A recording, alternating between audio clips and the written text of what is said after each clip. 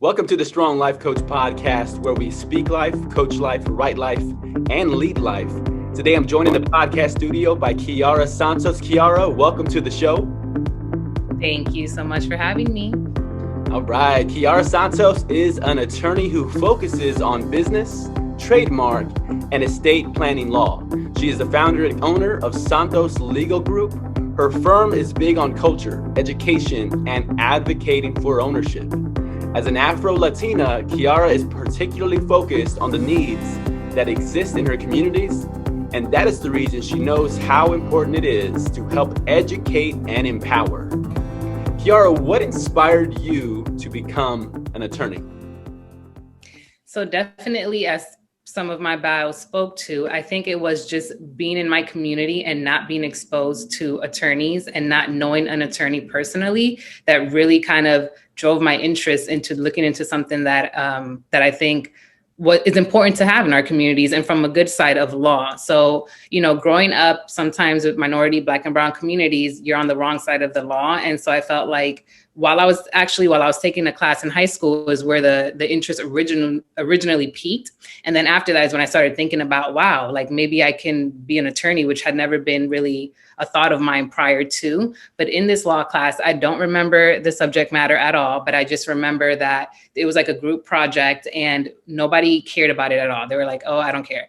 I was the one to write down everybody's argument. I was so into it. I told everybody what to say. I took complete control. And then from there, I was like, I don't know, it was just such a natural thing for me that I was drawn to. And it was just funny that nobody else really cared about it. So from there, since high school, I started thinking about, I want to be an attorney.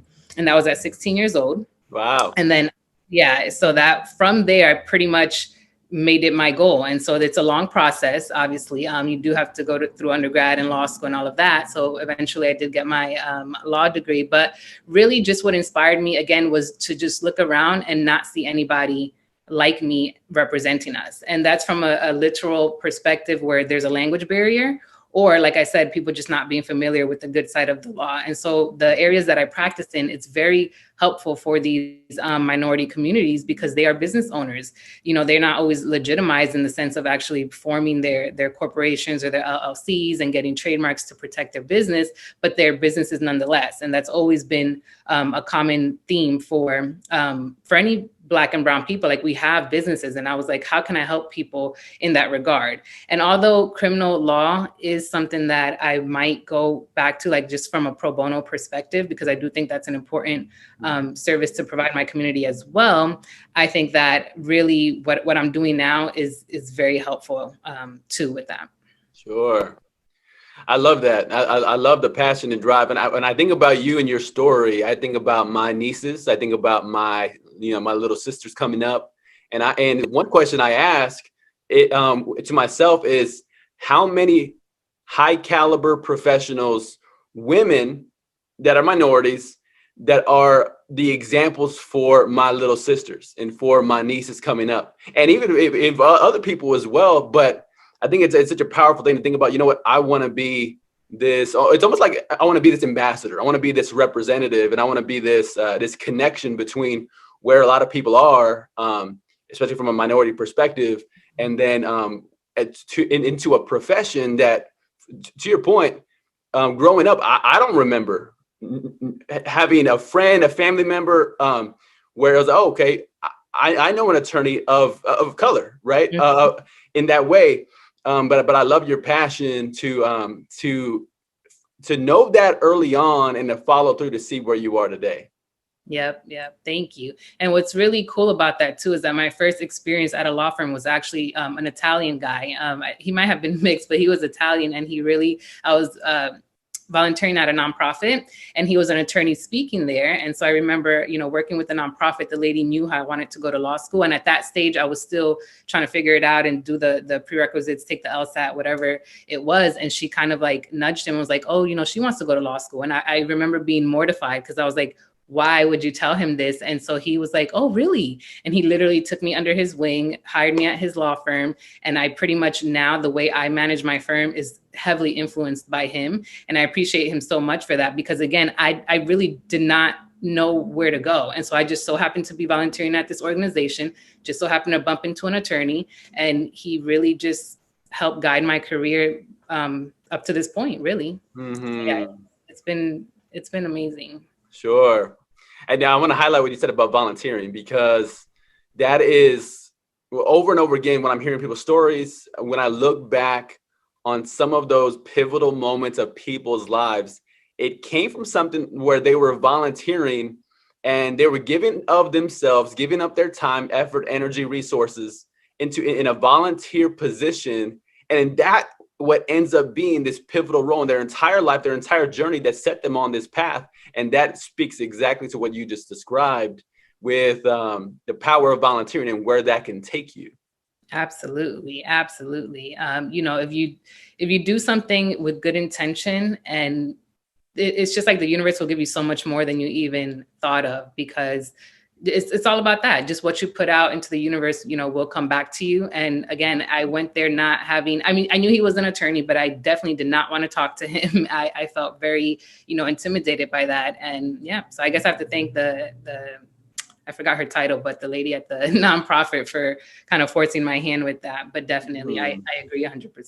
I would tell all youth to, volunteer, especially if it's something too that whether you're interested in it or not, of course, volunteer. But if it is an industry or something that you're interested in, that's a good way also to get exposure, experience, and actually see if that's something that you really want to do. I love it. I love it. Let's underline that for the listeners. If you're listening in, and you're thinking about, and I know pandemic has a little bit of a different situation going on, but if you're listening in, underline community impact through volunteer service. Kiara mentioned how it changed her life. I've mentioned it before on other episodes, but the power of this volunteering, it's fascinating. Even the leadership experience you can get there that sometimes even trumps the experience people can get from being in the corporate world. I know, and I'll tell you a quick little side story, which is when I was applying for my first leadership position in the corporate world, I was intimidated because I didn't have the corporate business experience under my resume in my portfolio, but I had the volunteer experience. And to my surprise, that was enough for the leaders who were making the decision to get me to that next level. So I got the role, even though I felt underqualified from a business perspective. But anyway, I think we're underlining right now for you, if you're listening in, find a way to volunteer. You have no idea the doors that volunteering will open up for you. Absolutely. It's so true. I mean, obviously you have two prime examples here speaking to that. So. What do you enjoy most about being an attorney? So what do I enjoy most about being an attorney? I definitely would say knowing that I've helped somebody, because that is my whole goal. So, just like how sometimes doing podcasts and speaking to people energizes you, that's how I feel, certain times with certain clients when it's like they would never have known these things if well, of course they could have talked to somebody else, but, prior to me, they had not been aware of some of the things that we can do and some of the ways that they're exposed or that we can protect them. And to just hear how appreciative they are and to know really how major it is, what I'm doing for them, it really just touches me. And so that really makes me keep going, because it's not an easy industry. It's hard. I have a 13-month-old that's at home with us. And so it's a little bit difficult. But when I have those kind of conversations and I really feel like I'm making a true impact on somebody's life, that's what really inspires me. And that's like the best part of my journey now as an attorney, because when you help one person, you're helping their family or their friends. Like it spreads out from there. It's not just that one person. Yes. I love the visual that you just gave there, where you help one person, you make an impact with one individual, and we have no idea at times the number of people, that domino effect that will move forward and help the family, and the family will help other families, and making a difference like that it's a beautiful, powerful thing. Good. How did you decide to specialize in business, trademark, and estate planning? Well, originally it was going to be the criminal public defender type of role. And like I said, I still do plan on going back to that at some point in my career when I'm able to offer that like pro bono, because that's still very important to me. But after going through law school and taking a wills and estates class, I just started thinking, like, these are very important things that my community needs as well. It's not just about criminal law or family law. Like, this is something that can set them up for future generations. So I'm big on generational wealth. That's like that's my whole theme to my law firm. So everything I do revolves around that, because there, at some point, once you're gaining your assets and you're gaining your wealth, you have to be able to transfer that to the next generation. That's the only way we're creating generational wealth. And I feel like some people speak to that and they're forgetting that part. They're just thinking, okay, I accumulate all this money, but what happens if I don't plan properly with that?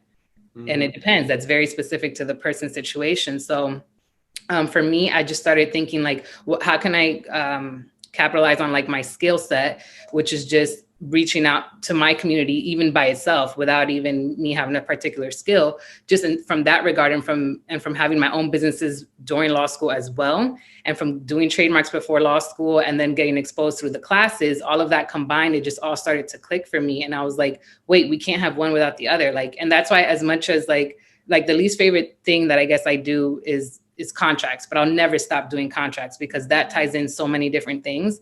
And so it all really does make sense with the things that I offer, which would just be the trademarks, the estate planning, real estate closings, business formation, and contracts. Yes, yes, yes, yes.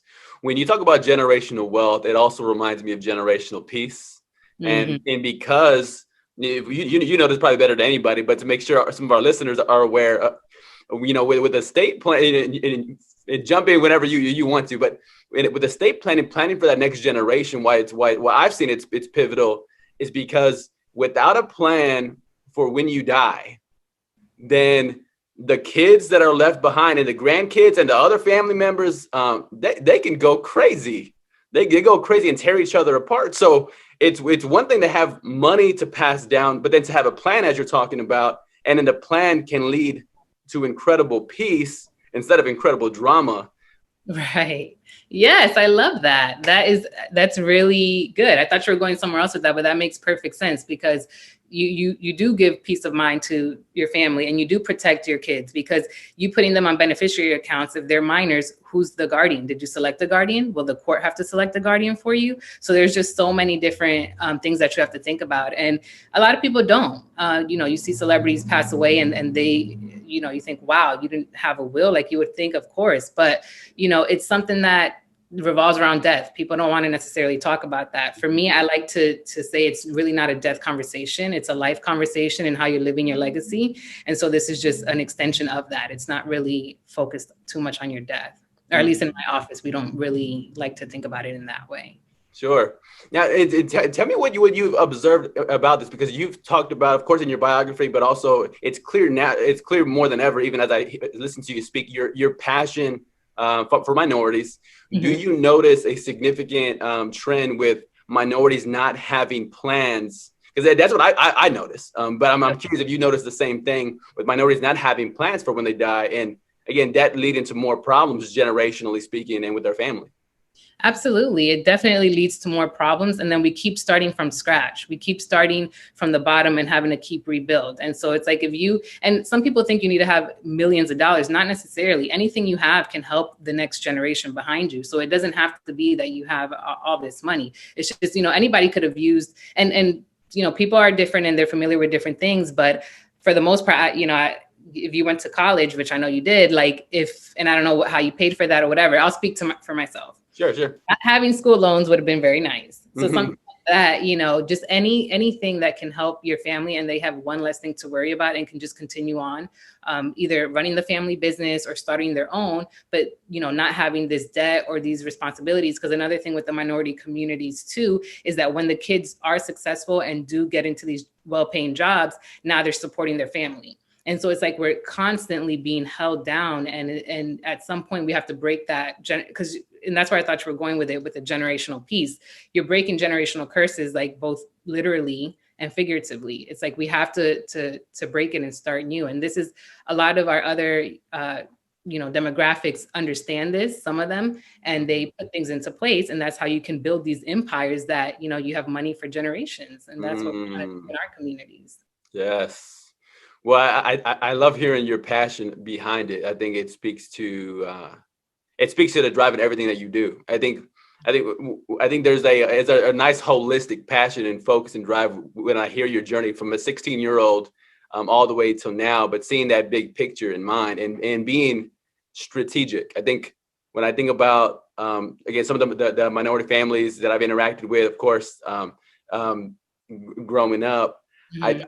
I think when I think of sometimes the big difference is there's no strategy. It's like, hey, I'm living for today, and Exactly. I may be living for tomorrow, but beyond that, there's no strategy. Then when I see other communities that are like, no, we're not thinking about tomorrow or today. We're thinking not just 30 years from now. We're thinking 120 years from now. We're thinking 300 years from now. And when I hear you talking about generational wealth, or even when we mention generational peace, that's what I'm hearing. I'm hearing there's a strategic way to approach this to set up more people for success than just thinking about me alone. Exactly, exactly. And I think at some point, once we get past our, success, whatever that means to us, and we start making money, yeah, you buy nice things, which you deserve, that's fine. But at some point, there's a bigger purpose, and your purpose is always bigger than you, and it's always a selfless act. And so it's like you have to start thinking, and that's why it goes to the legacy. You have to start thinking about what do you care about, what's important to you, and build that way. And that's how we'll change the narrative. And so nobody's going to come save us. We have to do it for ourselves in a sense. Mm, yes, yes, yes. Did you grow up in a predominantly minority community? I did. Um, Mexican American background, and even when I went to high school, I tell this one story I talk about is until I went to college, I didn't see a lot of even of Caucasians, around. It was rare. I remember when I started going to, even to in like a church community, and then when I went to college, then I started having a whole bunch of friends from a bunch of different backgrounds. Mhm. But I remember, like, it's like a silly moment, but we were playing basketball, and then I never saw like a Caucasian man with the shirt off before. It's a different experience, but right. So but I think looking back, Mhm. I'm grateful for the way I was raised, but also being able to be exposed to different people, because you see how other people do things. And my mom and I will have conversations. My mom sometimes will tell me that, hey, she'll tell me that you're not building your business like a Mexican American. I'm like, well, is that a compliment? Is that an insult? And then for her, in her world, she was telling me, no, that's a compliment. I'm building you up right now, because she talks about collaborate. I'm big on collaboration. Like, how can I help other people? How can they help me? How can we win? Absolutely. And she just told me that Mexican Americans don't typically do that. And I'm going, okay, well, sounds like I'm doing something right. But again, not to insult the Mexican American community. That's just her observation of how she's seen other Hispanics build business. So anyway, to No, answer your question.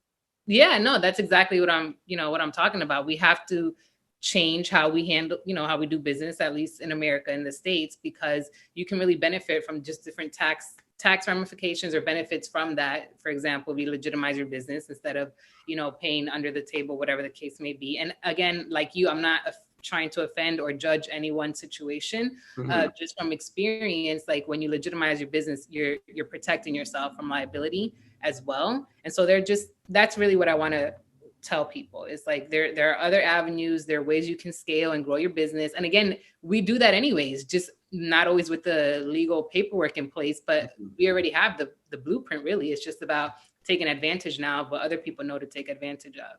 Yes, yes, yes. But that's so funny that you say like Mexican American, because where I grew up and where I went to high school, there were white, black, and Mexican people. And so since I fell into, both my parents are from Dominican Republic. So I Mm-hmm. was born in New Jersey, but I'm Dominican. And so they really didn't understand what I was. So then, it was always just interesting. And so I guess I won't, well, I can say where Plant City, Florida. But yeah, it's really interesting to have grown up in that regard. It was like very divided, these three distinct groups of Mm-hmm. people. And I felt like I didn't only fit into any one group. Because up here in New Jersey and New York, it's much more common to have Dominicans or other, like, just first of all, everybody's up here, which is amazing. And that's what I love about New York. Find your people no matter where you are. Sure. You bring up a fascinating concept, because I remember growing up, and I've always been a reader, like reading, memorizing content is something I've done from my early age. But I remember even in the community being criticized at times for the way I talked, because if you're a reader, you use different words, you use different vocabulary. If you use different vocabulary, sometimes it's criticized for. I remember the criticism of, hey, you talk like a white guy. Yeah. But then I remember also growing up playing basketball, and then of course, basketball with hip hop goes together, and then you're criticized for talking. Okay, no, you don't talk like you don't talk like a Mexican guy. You talk like a black guy. Again, that kind of criticism could come on too. But anyway, it's just fascinating cultural concepts to grow up. For me, in a predominantly Mexican American community, and then the different criticism that could come your way. Yeah, definitely. We get criticized no matter what, but it is interesting, and it does affect you depending on your environment too. Because here I feel like I'm at home, like, oh, people understand I'm Dominican. But in Florida, or where I was raised, like, it was not that, and so I just never felt understood. So I love it now. Yes. Latina. Now, what advice would you offer someone just starting their law firm? Definitely be aware that you're going to wear many hats. And I think this is true for any business, entrepreneur, anybody starting off a business, really. Know that don't try to hire too many people on at first. Make sure that you're, really working to capacity before you do that, because if you hire somebody on too early, it might not be the right fit. You might be wasting more money. Even if you did get a business loan and you can afford it, just save that and instead learn everything that you can about your business. Because even when you hire other people on, it is helpful to kind of know, the background of it, and to be able to see if there is something that, if something happens with that person and you need to fill in. You just always want to make sure you're as well-versed in all the areas of your business that you can be. So with that, patience, definitely patience. It's not all going to, happen all of a sudden. We always see these stories where people, it looks like it's an overnight success, but then you read their story and it's been like years for them to get to this point. So whatever, and, I guess I'll speak for a law firm because that was your question. So for a law firm, it is a business where you're kind of into sales in the sense that you need to get clients, and the industries do vary. But it's not going to be, unless you come from a different background, but just a regular person opening up their law firm, the clients aren't going to come running in the door. You have to market yourself. And again, as a law firm, it's a little bit different because, we do have advertising rules and regulations. And so you have to be still professional and be very careful when you're talking to people, but you still have to market yourself. And that might be different in your locality, depending on the business that you do. Obviously, a billboard might work for somebody who's doing family law in a specific town versus me. I do trademarks. That's like a federal, I can help anybody in the United States with a federal trademark. So I'm going to have an online presence, or try to have an online presence to reach however many people I can. So it just, with the patience, marketing, and being able to do many things, and don't limit yourself as to what you can do or think you're too good for any one job. Yes, I like it. You mentioned a couple of points I want to highlight. One thing you said, get to capacity first. Yeah, it's an interesting thing, but you think sometimes you go, oh well, I can hire somebody again. Like in my world, I can hire somebody to do my podcast video editing or the audio editing, or there's a number of things that can be self-taught, and you can learn the skill, and even better, so much so you know what to look for when you are prepared and equipped, especially if you're financially ready to bring somebody on. But at times, if you rush ahead in haste, it could be a poor financial decision long term, because you're wasting a resource when early on, as you mentioned, one of the biggest resources you have is time.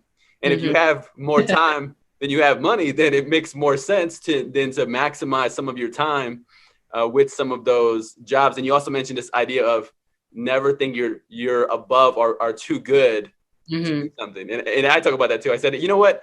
I'm still a janitor. I'm still a janitor of my business. Like I'm not so far ahead where I can hire a janitor. But if If I do, then once I get there, then that's a good thing. But for now, it's me and it's my wife.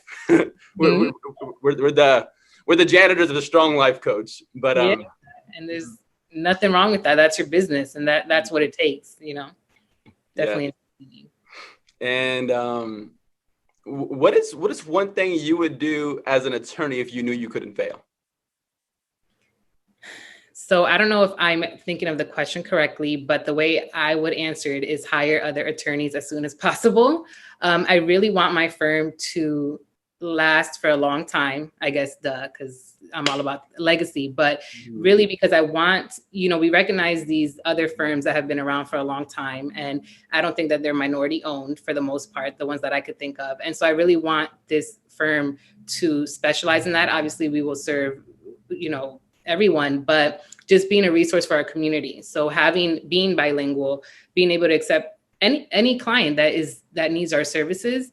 So I would love to hire on attorneys. They don't necessarily have to be bilingual, but that would be helpful. Attorneys that come from where I come from or other backgrounds that understand the struggle. Because sometimes I feel like if you're a minority and you go to a white attorney for estate planning, they don't understand the cultural differences, and there's nothing that can help them understand. Like, you just didn't grow up that way. So I feel like if we understand we're the same people. And so that's why if I can hire as many attorneys that kind of share the same vision or drive to help our community as I could, then I would. So I don't know if that answers kind of where you were going with that question, but that's what I would do if I knew I couldn't fail. Just hire as many attorneys as I could and open up more offices. Yes, absolutely answers the question. And it's a concept that entrepreneurs and business owners completely understand and get.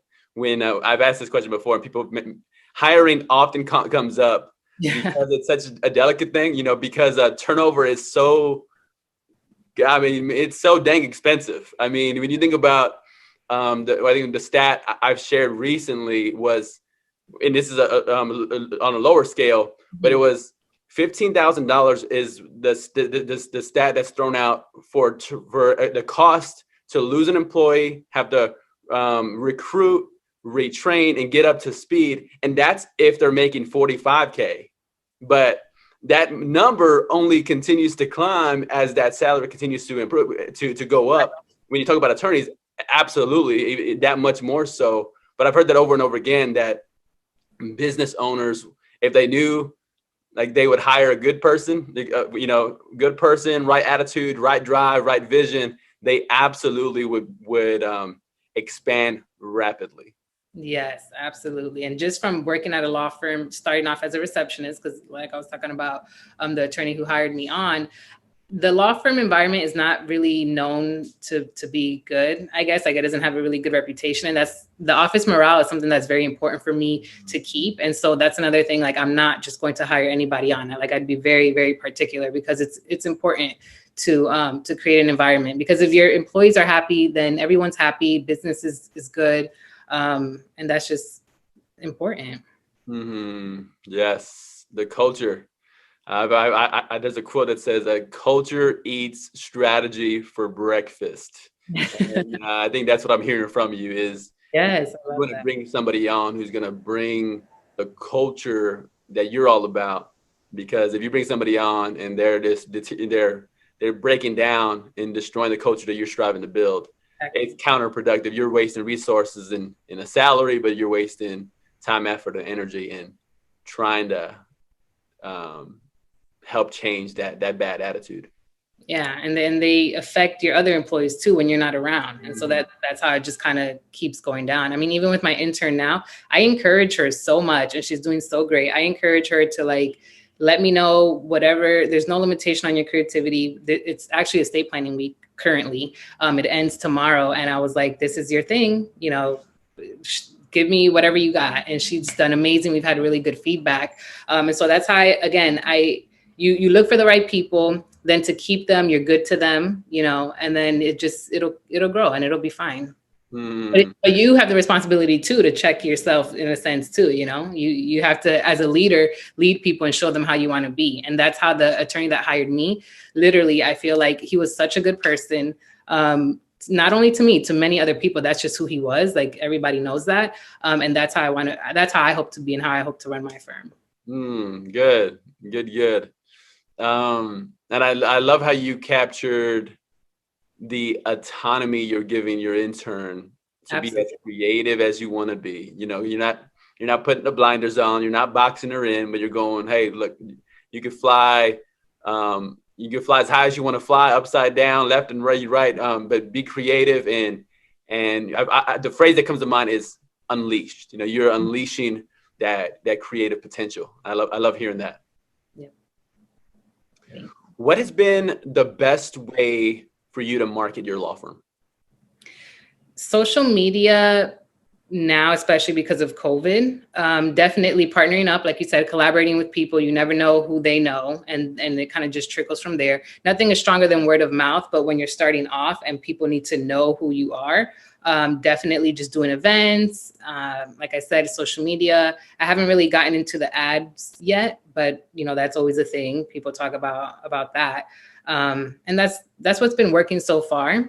For me, just that marketing on social media, online, being open to work with people. Like, even thank you so much for inviting me on here on this podcast. That's how I've been doing it. All right. Wait, this counts. You know, absolutely, right? Get exposure out there and plug you. You know, I tell people the podcast, the audio version of the podcast is available in 26 different locations. The video will be in 15 different locations. You know, we'll talk more about that.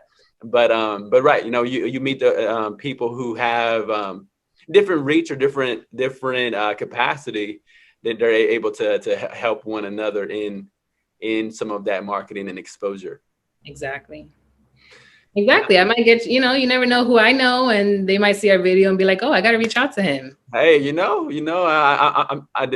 why not? Hey, you know, remember, let this be the reminder to tag some of your other attorney friends so I can have them on as well. Yes, I will. All right. Now, what has helped you establish work-life balance as an attorney, but even as a law firm owner? What has helped you to establish that? I think it's a little unbalanced right now, to be honest, because like I said, I have my 13-month-old daughter at home with us. And so it's a little bit hard, but really, on the weekends, I definitely work, but we have this thing where we like take walks. It's getting a little cooler in New York, but we take walks every Sunday, no matter what, you know, work we have to do. And then we go walk somewhere to eat at a restaurant. So in New York, there's only like outside dining. No, I think they've just opened up the inside dining. But anyways, we have this, you know, our little tradition every Sunday. We go on a stroll. Sometimes throughout the week, my partner and I will watch a movie late at night, or not a movie, but like Netflix. Just little things like that to kind of keep us in check. So it's not just all work. There's not a schedule to it just because I have my daughter, but we definitely carve out the time. Sundays is the only thing that's consistent. That's like, okay, we're going on our walk every Sunday. Oh, good. And I appreciate the transparency, you know, owning that, the balance. And I've heard that actually a lot with the current season. It may not be as balanced as an ideal state. Mm-hmm. Especially you mentioned it earlier, like it's been busier in the law firm, which is a good problem to have. And then when you have that good problem, you're striving to figure out what ideal balance looks like. Exactly. What are your favorite qualities of your favorite people? So I immediately think of my partner. He has really helped me with this. So some of his characteristics, you know, again, patience. I think that is underrated, because in many different ways that can really bring clarity and stillness to your life, which will help you react to different things better. So definitely just having that patience, the humility, courage. Those are all leadership. You know, that's important to be a leader. I don't think that that's something you can even really read upon. I think that's like an internal thing, something that you just have. I mean, of course you can hone in on your skills, but just being able to lead people and inspire people with just living your truth. I think that's a special quality. A lot of us put so many blocks up, and it's like, you don't even know who you are. Nobody, you know, really knows who you are. And I think there's so much strength in being vulnerable. And, some people might disagree, but I think those are some of the qualities that I could think of. Yes. Patience, courage, leadership, vulnerability. Vulnerability is, I feel like it's always that untapped virtue, because I think about vulnerability. It's like this, it's the child of courage and humility, right? Like if, vulnerability, if I see somebody being vulnerable, talking about something that's not like this good part of their story of them, it's not the most glamorous depiction of who they are, I go, oh, I'm looking at courage right now. I'm looking at humility right now, because as opposed to telling me all the good things about you, you proactively chose to share something negative about you, your journey, your perspective, your thoughts, something, a mistake you made. I think there's always a great power in vulnerability. Absolutely. And that's why I said not everybody agrees. I don't even think my partner, we've had that conversation about vulnerability. And I didn't know if that was like just a man thing or what, but there is real power in that, just like for the reasons that you said. Mm-hmm. You can speak to your flaws and be okay with that. That shows, I think, more strength than you trying to hide it. Yes. I have an entire chapter in my marriage book about that. It's on the letter O, but it's talking about open up new depth with vulnerability. But so yes, I'm absolutely passionate about the concept. So thank you for highlighting that as one of the favorite qualities. I think that is one of those game changer hidden gems. Yeah. That's left untapped. I found somebody that agrees with me. I love it. Sometimes I feel like you guys don't understand, but it's so true. Yes. Well, to bring us in for a landing, Kiara, I want to say thank you for joining me on the podcast. It was great to hear more about you, your journey, your story, and your passion as an advocate. Thank you. Thank you so much for having me. I love any platform that invites, people like myself to speak on this, because it really impacts people. And you see all the time how people say, oh, I heard this on this podcast, or I read that. And it's like, you're touching more people than you can possibly even know just by having different people speak. Because, everybody that you have on your podcast will say something that'll resonate with at least one person, somewhere. So that's right. That is right. So if you're striving to get a hold of Kiara, I want to give you some information so you can get a hold of her. The website is www.santoslegalgroup.com. Her social media, her Instagram is @santos.legal.group. Her LinkedIn is Kiara Santos, and her Facebook is Santos Legal Group. So go over and follow her on Instagram, interact, engage with some of her content, like her Facebook, and anything else you want them to do for you, Kiara. And you can schedule free consultations as well if you're interested in any of the services that I offered. So talk to me, schedule. Yes, I love it. This is the Strong Life Coach podcast. We speak life, coach life, write life, and lead life. If you are tuning in, I want to encourage you to go to Apple Podcasts, give it a 5-star rating, leave a comment on the video over on the YouTube page, and let us know what you thought. And of course, absolutely subscribe. Thank you for tuning in, and we'll connect with you on the next episode.